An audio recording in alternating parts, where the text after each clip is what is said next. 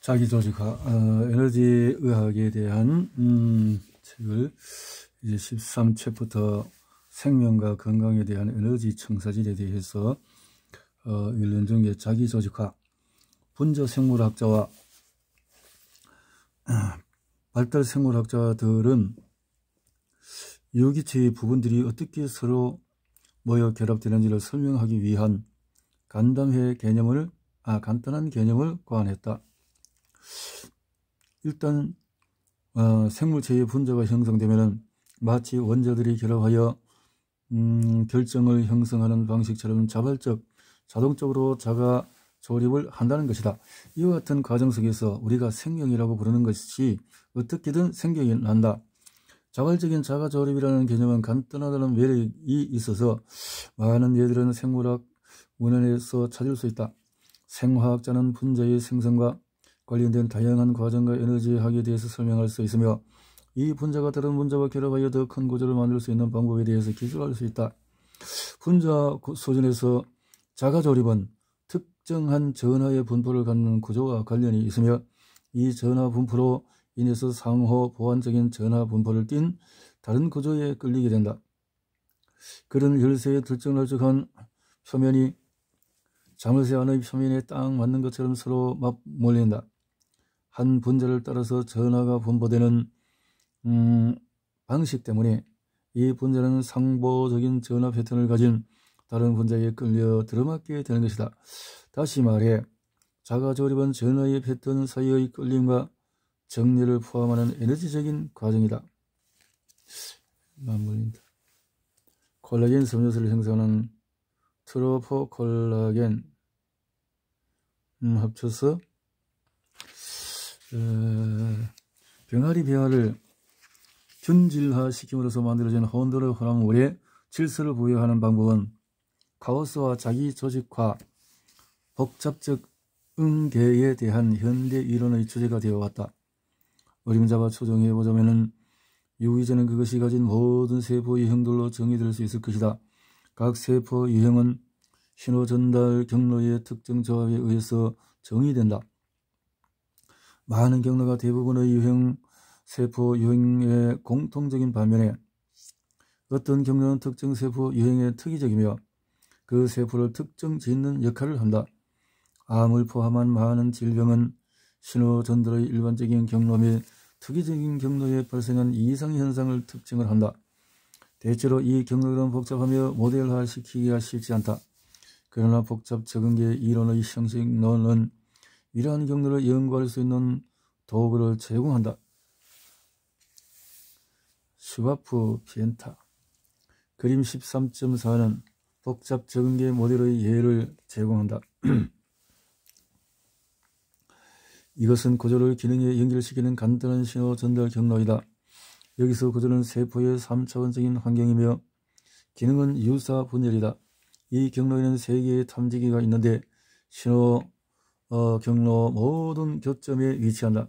탐지기는 2가지 속성을 가지는데 이용 가능한 정보에 근거하여 결정을 내릴 수 있는 능력과 신호를 전개하거나 어떤 행동을 수행하는 실행기 역할이다. 여기서는 세포가 유사 분열을 하는 필요한 조건이 2가지만 있다고 가정해보자. 한 가지는 DNA 복제를 위해서 충분한 에너지 공급이며 또 다른 하나는 새로운 세포를 위한 여유 공간이다. 세포 부분 주변부는 세포 외 환경에 관한 정보를 세포에 제공하는 압력 변화기의 네트워크로 그들은 세포 구역의 변형을 측정한다.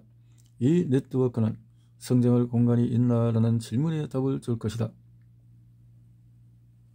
창발적 속성, 복잡성의 각 단계에서 각 부분에 속하지 않는 새로운 특성들이 나타난다. 이 중요한 창발적 속성들을 연구하는 과학이 발전되어 왔으며 이러한 속성들은 시너지적, 협동적, 집합적 속성으로 언급되어 왔다. 일부 특징들은 비슷하지 않은 재료가 결합되어 복합적인 재료를 만들기 때문에 나타난다. 한편 일부 속성은 조합된 것이 특정 크기에 도달할 때만 나타난다. 위에서 언급했듯이 형태 발생의 문제에 대한 과도하게 단순화된 답은 DNA 청사진에서 전사된 분자 구조가 분자를 자발적으로 정렬시키고 특정 방식으로 스스로를 정렬하도록 하는 특징을 갖는다고 하는 것이다.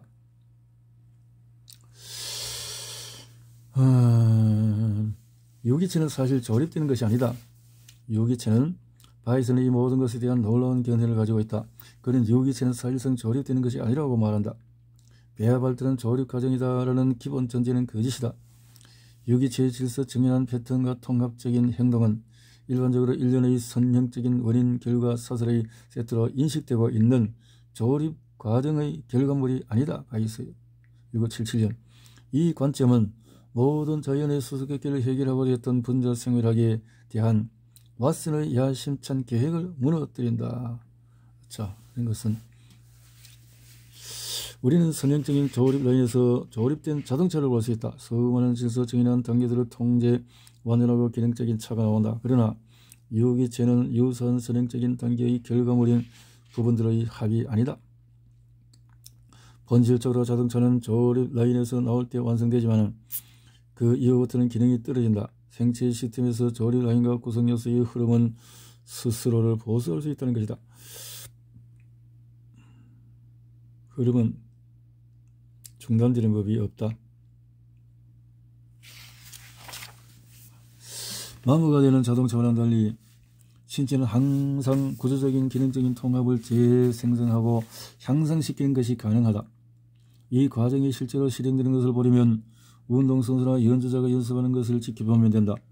중요한 콘테스트나 공연을 준비하는 동안의 신체의 정신을 완벽하게 만들어갈 때 그들의 구조, 패턴, 감정 상태에서 일어나는 점진적인 변화를 보라. 우리는 배아가 발생하는 동안 일어나는 다양한 과정들의 메커니즘과 순서에 대해서 많은 것을 배워왔지만 이것이 전체 그림은 아니다. 성장하고 있는 유기체에서 세포의 행동을 면밀히 연구함으로써 무언가 놓치고 있다는 것을 알 수 있다. 발생학자들은 초기 배아 내에 심장, 간, 신장, 뇌 등 다양한 장기가 발생하기 시작하는 것으로 배정된 특정 지역이 있다는 것을 오래전부터 인식해왔다. 의심의 여지가 없다. 이 과정에 관한 생물학적인 법칙이 있다. 세포는 특정 종류의 조직을 형성하기 위한 한 번 수임된 상태가 되면 전능한 상태로 다시 돌아갈 수 없다. 생물학이나 의학에서 절대적으로 이야기되었던 모든 것들과 마찬가지로 이 사랑스러운 법칙을 망치는 성가신 예외가 존재한다. 예를 들어 거든은 1968년에 개구리에서 고도로 분화된 장상비 세포조차도 전체 동물을 만들 수 있는 충분한 유전 정보를 보유하고 있음을 보여주었다.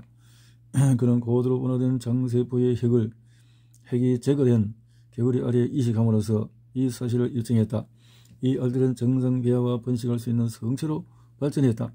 이 실험과 유사한 실험의 결론은 분할을 통해서 영구적인 방법으로 게놈을 변화시키는 것이 아니라 유전자의 발현을 바꾸어 특정 조직에 필요한 것만 활성화시킨다는 것이다. 역분화는 일어날 수 있으며 일어난다. 이 현상은 없어진 부분의 재생이라는 중요한 목표와 외상을 입은 조직의 복원을 촉진하는 다양한 치료의 능력과 매우 관련이 있다. 형태 발생. 이제 우리는 발생학적인 조립 과정으로 돌아간다. 우리가 개별적인 세포를 하나의 단계에서 다음 단계로 따라가다 보면 개체별로 다른 길을 택한다는 것을 알게 된다. 전체적인 결과는 비슷한 구조의 장기들의 비슷한 조합을 가진 두 성체이지만 형성 과정은 서로 일치하지 않는다. 개별 세포가 결정되는 것은 질서 정연하고 정확하게 지시된 조립 과정의 결과라기보다는 미래의 전체 모습에 대한 질서 정연한 패턴에서 차지하는 위치에 대한 반응이다. 이 발견으로부터 두 가지 상호 보완적인 해석이 나온다. 첫 번째로 세포들이 조립될 때 겉으로 불규칙해 보이는 세포들의 행동을 통해 예측되는 것보다 전체적으로 훨씬 더 질서가 있다. 두 번째로 그렇기 때문에 성체에서 질서 정연한 상태는 배아에서 미세한 인과관계 반응으로 정의된 순차적인 과정의 결과일 수 없다. 다른 어떤 전체 시스템의 과정이 작동하고 있는 것이다. 시스템을 정의하다. 시스템은 구성 및 기능이 이루어지고 유지되는 독립체, 완전체이다. 구성 요소 간의 강한 결합을 통해서 형태가 유지되는 것은 아니다. 실제로는 그 정반대의 경우다. 기능을 유지하기 위해서 구조적인 안정과 경감이 요구되는 것을 제외하고는 구성 요소가 밀접하게 맞물리지는 않는다. 뼈와 연결 같은 가장 견고한 구성 요소도 구조나 기능을 손상시키지 않으면서 구성 요소의 지속적인 회전 교체를 촉진하기 위해 쉽게 부러질 수 있는 결합으로 유지된다. 시스템은 시공간적으로 복합잡성을 띤 단위체로 시스템적인 협력을 통해 각 부분들이 일정한 구성과 역동적인 기능들을 갖도록 하고 환경의 끊임없는 변화에도 불구하고 그것들이 보존되도록 구성한다. 구성 요소가 우리가 두 개를 분리할 때마다 가장 중요한 특징이었을지 모르는 무언가를 잃게 된다. 위에서 언급된 바이스 사고 실험에서 설명된 것처럼 현타계에서 뺑가리가 재조립되지 못하는 이유는 바로 필수적인 어떤 것 혹은 시스템적인 협력을 잃어버렸기 때문이다. 센터 제리지의 필수적인 어떤 것과 전체 유기화된 오시만의 시스템적 협력의 복구에 대해 우리가 이해하기 시작한 것은 보완 대체의학에서 나타나고 있는 기적 중 하나이다. 이렇게 말할 수 있는 근거는 급성 외상 치료 및 경련이나 시합에서 최고의 신체 움직임을 유지시켜주는 데 있어 외지의학의 접근법이 거둔 성공 때문이다. 여기서 다음과 같은 간단한 사실이 드러나게 된다. 전체론과 환원주의는 분리될 수 없는 분석 절차이다. 둘 중에 어느 것도 자연을 완전하게 묘사할 수 없기 때문에 그들은 서로 모순적이보다는 보완적인 설명 방법인 것이다. 보완적이다. 자연이 어떻게 작동하는지에 대한 개념의 진화에 대해서 주목해보자. 물리학자들에게 발견된 순서는 입자와 파동의 비호환성, 상보성에 대한 딜레마의 해결이다. 생물학자들에게 현미경과 분자 생물학은 생물체의 근원적인 입자를 밝혀서 비상적인 전체적인 관점보다 우월하다고 추정되었던 생명에 대한 고도화된 환원주의적인 그림을 그리게 하였다. 이 지적인 과정에서 또 다른 단계의 징조가 있다. 조화를 이룰 수 없는 것들에 대한 조화가 이루어지고 있다. 우리가 전체를 분석함에 있어서 각 부분에 중점을 둔다면 우리가 설명하는 데 있어서 어느 정도 미세한 정밀함을 얻을 수 있다. 그러나 이 정밀도는 더 높은 수준의 건강과 신체 활동에서 드러나는 단계, 즉 존재를 위한 조직화라고 하는 보다 높은 단계에 이르도록 해주는 정보나 규칙, 센터 제르지의 아름다운 전망이나 필수적인 어떤 것 또는 시스템적인 협력을 버림으로써 얻어지는 것이다. 바이스는 이를 그림으로 그렸다. 다르게 말하면 물리학과 생물학 그리고 인간 삶에서 무질서에서 질서의 이행은 전체 수준에서 가장 두드러지고 눈에 잘 보인다.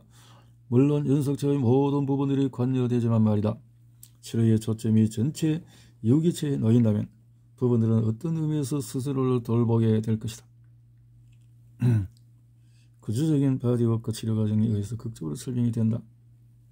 예를 들어 늑골이 척추와 맞닿는 곳의 유연성을 증가시켜 호흡을 향상시키면 횡격막이 보다 자유롭게 움직일 수 있게 되고 신체의 모든 세포에 대한 산소 공급이 향상되어 모든 곳의 대사가 촉진된다.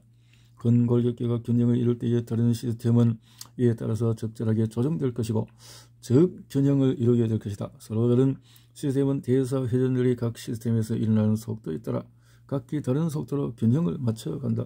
그러나 균형과 유연성이 전염되듯이 퍼지는 것은 불가피하다. 기존의 의학에서와 같이 부분에만 초점을 맞추게 되면 전체는 의도한 방식으로 반응할 수도 반응하지 않을 수도 있다. 예를 들어서 수술을 통해서 국소적인 문제를 해결할 수도 있지만 흉터가 남게 되고 수술 부위에서 멀리 떨어져 있는 신체 부위의 문제를 만들 수 있는 보상작용이 뒤따른다. 이러한 의미에서 원인과 결과는 실제로 보완적인 전체론적 접근법에서 보다 더 예측 가능하게 연결되어 있다. 상처치유, 운드 힐링.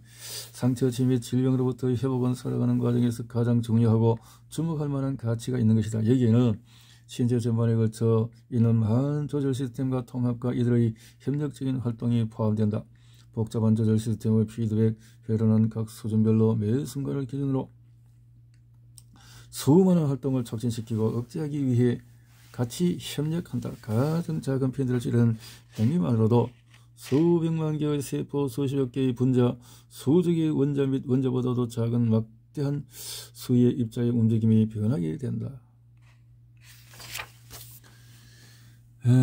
균형이 동적인 균형 시스템에 되돌아올 때까지 그것이 균형이 강화되는 것에 대해서 요약을 하고 있다. 다음에 글은 어떤 트라우마라도 생리활동과 조직의 복잡한 연속적인 단계를 촉발시킨다. 부상이 심한 경우는 국소적인 반응과 전신적인 반응이 모두 시작되고 신체의 모든 시스템이 관여될 수가 있다.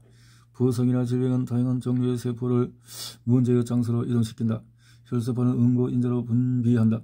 그리고 백혈구 부대가 감염과 싸우고 손상된 세포의 파편과 비자기 물질들을 재흡수하기 위해서 이동한다. 또한 상비세포, 섬유세포, 고라세포는 손상된 뼈와 이런 조직을 대체하고 흉터를 형성할 수 있는 위치로 기억한다. 이런 과정들은 질병이 있는 장소로부터 방사되는 다양한 메시지들에 의해 촉발되거나 조절이 된다. 상처나 종양으로 세포들을 동원하기 위해서는 세포 분열이 뒷받침되어야 한다. 증식이 있어야 된다. 많은 생적인 반응들은 신체 전반의 피드백과 피드포워드 조절 경로가 복잡하게 얽혀있는 비선행적인 것이다. 몇몇 활동은 부상 후 몇 주 동안 지속된다. 생명을 유지하는 과정들은 보수가 진행되는 동안에도 지속되어야 한다. 이것은 기능을 일시적으로 다른 부위나 시스템 경로들로 이동시켜 가능하다. 대리 가능성은 생체 기능의 특징이다. 생체 기능의 전체 시스템을 위한 조립 규칙.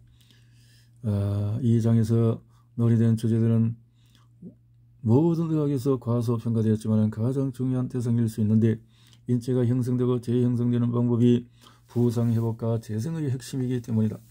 위에서 언급했듯이 손상되거나 없어진 신체 부위를 재생하는 능력은 의학에 있어서 엄청난 가치를 지니며 지속적으로 연구할 만한 주제이다. 이렇게 해서 64개의 확대 재구성된 배아를 만들었다. 배아 게팅겐 대학교에서 연구를 통해서 이렇게 만들어진 방법. 블레크 슈미트 연구의 상당 부분이 독일어로 출판되었지만 중요한 연구를 영어로 읽어보시도록 독일 번역본으로 만들어졌다. 우리는 겸손하고 개방적인 접근 방식을 취한다. 그는 제기하고 처음에는 신체가 시스템으로 구성된 것이 아니라고 말했다. 신체 시스템 예를 들어서 심혈관, 신경계 같은 개념은 매우 인위적이다. 그것들이 유일하게 쓰일 때는 주제를 섹션이나 장으로 편리하게 나누고자 할 때이다. 신체 시스템은 실제로 존재하지 않는다. 한 시스템이 끝나는 위치와 다음 시스템이 시작되는 위치를 정의하는 것은 항상 불가능하다. 신체는 전체로서 기능하며 우리가 신체를 이해하려고 노력할 때 전체적으로만 생각해야 한다. 전체적으로만 생각해야 한다. 배아업장은 항상 모든 후속 성취의 선구자라는 것이다. 이러한 관점은 분화 방향의 향후의 전체 모습이라는 질서 잡힌 패턴에서의 위치에 대한 반응이라고 한 바이스 기술과 대비되는 것처럼 보이는 점에 주의하라. 보기에 모순된 것처럼 보이는 이 두 저장은 대단히 흥미로우며 절대적으로 중요한 문제를 지적한다. 반세기가 지난 지금 이 질문을 살펴보면은 센터 제리된 생체 매트릭스가 스스로를 완성할 수 있는 추진력을 가지고 있다고 결론지었다. 이 추진력이 정말로 존재한다면 그것의 진짜 본질이 무엇인가 라는 것은 생물학자에게 아직 답을 찾지 못한 심지어 다뤄지지 않은 질문이다.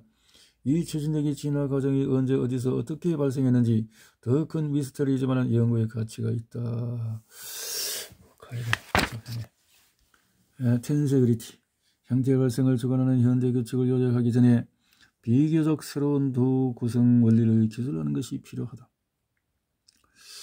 이렇게 DNA 나선으로부터 세포 골격에 이르기까지 그리고 인테그린과 이후 세포의 연결까지 포함하여 모든 것이 연속선 안에 놓여 있으며 모든 것은 연결되어 있고 모든 것은 적절하게 움직이며 모든 것은 움직이면서 항상 되돌아온다. 김베르토 2012년 텐세그리티 구조는 벙빈스도 풀러에 의해서 확인된 융통성 있는 건축학적인 원칙들을 따른다. 특히 텐세그리티 시스템은 인장력과 압축력을 동적으로 재분배하고 균형을 잡아줌으로써 안정화된다.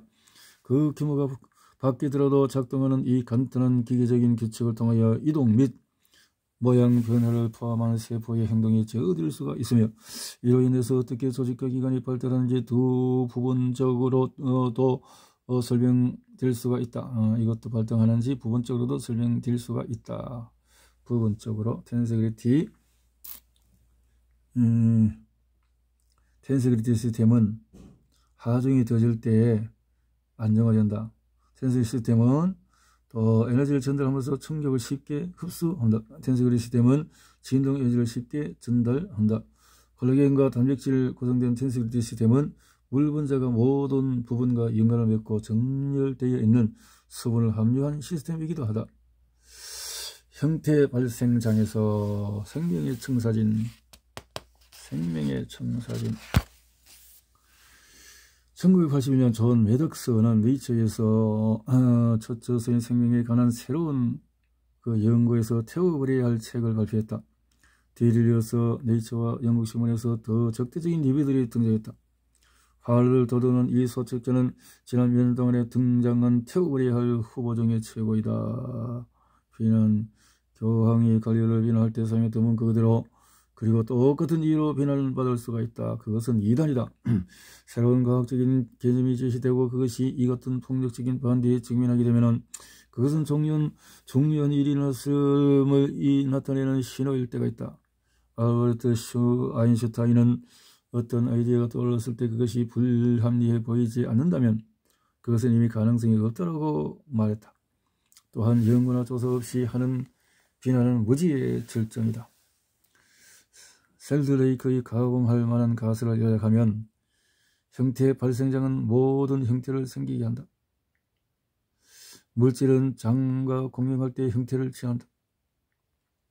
관련된 장은 고전적인 전기장이 아니다. 형태의 발생장은 신체 자신의 과거 행동과 선조들의 구조의 행동에서 비롯된다. 장은 시공간을 초월하여 작용한다. 이렇게 어려워. 과학은 종종 지적 자유의 모범으로 묘사된다. 그것은 기발한 생각이지만 사실이 아니다. 과학의 몇몇 핵심들은 흔들리지 않고 논쟁의 여지도 없는 도구마로 굳어졌다. 과학이 구식 신념의 족쇄에서 해방되어야 한다는 데 동의한다면 이 책을 읽어라. 의식 있는 세계. 김베르트가 제시한 이미지는 피부 표면의 피하에 기하학적인 패턴을 보여준다. 재생대의 보철. 정형외과 수술에 대한 임상 연구의 현재 추세는 없어지거나 손상된 골격을 금속 또는 플라스틱 임플란트로 대체하는 것이다. 최근 이 방향으로 주요 발전이 있었고 현재 그런 수술은 많은 골격계 질환에 대한 가장 좋은 치료법으로 여겨지고 있음에 동의할 수밖에 없을 것이다. 그 인기와 입증된 효율성에도 불구하고 그런 장치의 사용에는 두 가지 기본적인 사실에 대한 고려가 없다. 첫째는 인간의 골격계는 상당 부분 자가 치유가 가능하다는 점이고, 둘째는 무게머리 임플란트는 성장과 재형성의 능력이 없으며 오직 시간이 응감에 따라서 물리적인 강도가 감소할 뿐이라는 점이다. 손상된 대퇴골리의 가장 좋은 대체물은 환자 스스로에 의해 재생된 새로운 구조라는 것에는 여전히 의심의 여지가 없다.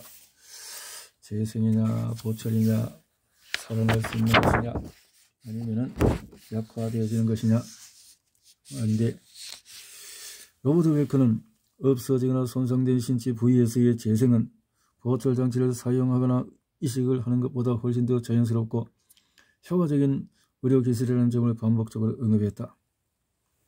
베커는 매우 낮은 수준의 정기적인 작업을 통해서 소위 분화된 세포의 배양 조직으로 하여금 없어지거나 손상된 부분을 대체하는 데 필요한 모든 조직을 형성할 수 있는 전능세포로 탈분화하도록 만들 수 있다는 것을 보여주었다. 그의 설명의 핵심은 전기작의 강도를 줄이는 것이다. 이 실험을 언급하는 이유는 그것들이 의학적으로 깊은 의미를 지니지만 생물의학 연구자들에게는 거의 관심을 받지 못했기 때문이다. 탈분화와 재생을 만드는 데 필요한 극히 낮은 수준의 자극은 인체의 에너지장에 존재하는 수준과 유사하다. 이미 이 수준은 뼈골절의 치유와 다양한 조직에서의 치유를 촉진하는 전자기적 치료 장치의 매우 낮은 수준의 자극을 살펴본 이장 그림에서 논의된 바 있다. 이러한 발견은 우리의 보건 위기와 관련이 있다. 모든 회로와 기계들은 갖춰져 있다. 단지 문제는 이들을 작동시키기 위한 올바른 스위치를 어떻게 켤 수 있는지를 방법을 찾아내는 것이다. 새로운 규칙들. 우리는 유기체에서 화학반응 신호와 생리학적인 사건들이 순차적으로 일어남으로써 생명력과 활력이 유지되는 것이 아니라 그것들이 조절되고 통합되는 방식에 의해 생명력과 활력이 유지된다는 것을 살펴보았다. 우리는 놀라울 정도로 복잡하고 다양한 증시, 특화, 이동, 분화, 탈분화, 상호작용, 교차, 결합, 피드포워드, 피드백 등의 과정들이 얽힌 방대한 네트워크를 다루고 있다. 이것은 모두 이 장에서 패턴을 유지하는 복원하는 방향으로 나아간다. 이렇게 실제적으로 나열할 수 있는 것은 DNA는 안정적인 기전으로 작용한다. 테니스그리트는 세포의 형태와 대사작용 사이의 연결을 제공한다. 일란성 쌍두기가 나이가 들어가면서 매우 다른 특성을 나타낼 수 있다. 형태의 작은 청소전으로서 DNA의 대안이 되며 전초기 유전자는 환경 변화에 의한 영향을 빠르고 깊게 받는다. 후성 유전학은 환경이 유전자 발현에 미치는 영향에 대한 연구다. 함프티, 덤프티와 해체된 유기체는 자발적으로 재구성될 수가 없다. 생명의 기원에 대한 실험은 스파크에 의해 만들어지는 전기장이 어떻게 아미노산, 당, 지질, 그리고 핵산의 일부 구성 요소를 자발적으로 형성시킬 수 있는지를 보여준다. 자발적인 자가 조립은 표면에 특정 전하 분포를 갖는 단백질이 상호 보완적인 전하 분포를 갖는 단백질과 결합할 때 일어날 수 있다. 창발적 속성은 동일한 구성 요소의 조합에서 발생하는 새로운 속성이다. 나비 효과로 알려진 카오스 이론은 역동적인 시스템에서 미묘한 개입이 카오스에서 질서로의 이동과 같은 큰 변화를 일으킬 수 있는 방법을 수학적으로 모델링한다. 결론적으로 우리는 이러한 아이디어를 생각해보는 것의 중요성에 대해서 구체적으로 말할 수 있다. 이 일련의 연구들의 결과는 우리 모두의 미래한 중대한 영향을 미칠 것이다. 그럴 수밖에 없는 이유는 가장 취약하고 고통스러우며 비용이 많이 드는 의료상의 문제는 우리 몸 전체의 시스템들을 쪼개어 놓았다는 점이며 이러한 문제들을 각 부분별로 관찰하게 되었다는 것이다. 조리의학의 미래는 보안의학의 심오한 중요성과 그들이 드러내는 신체의 자연스러운 지혜에 대해서 기꺼이 보고 조사하고 연구하려는 의지가 있는 데에 달려있다. 궁극적으로 환자는 전체 생물의학 기업들에 대한 평가 기준을 환자를 치료하고 보살피고 안정감을 향상시킬 수 있는 능력이 될 것이다.